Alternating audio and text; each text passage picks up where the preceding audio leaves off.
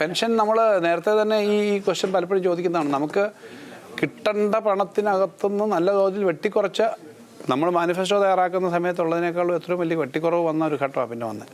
രണ്ടാമത്തെ കാര്യം, നമുക്ക് ഈ GST വന്നതോടുകൂടി നമ്മുടെ തനത് ഇൻകം വളരെ കുറഞ്ഞു. ആ കുറവിനിടയിലാണ് നമ്മൾ ഈ കാര്യങ്ങൾ ചെയ്യുന്നത്. ഒന്നാം പിണറായി സർക്കാർ അനൗൺസ് ചെയ്ത എല്ലാ കാര്യങ്ങളും രണ്ടാം പിണറായി സർക്കാർ നടപ്പിലാക്കി. അഷ്യൂർഡ് പെൻഷനെ കുറിച്ച് മിനിസ്റ്റർ സൂചിപ്പിച്ചു. അഷ്യൂർഡ് പെൻഷനും കഴിഞ്ഞ ബഡ്ജറ്റിലാണ് അഷ്യൂർഡ് പെൻഷൻ പറഞ്ഞത്. അതിന് കൃത്യമായൊരു കാര്യങ്ങൾ തന്നെ മുന്നോട്ട് പോകുന്ന തരത്തിലാണ്. ഈ കേന്ദ്ര അവഗണന വലിയ രീതിയിൽ നമ്മൾ വികസനത്തെ ബാധിച്ചിട്ടുണ്ട്. അപ്പോൾ എത്രത്തോളം പിന്നോട്ട് അടിച്ചിട്ടുണ്ട് ഈ ഒരു കാലഘട്ടത്തിൽ?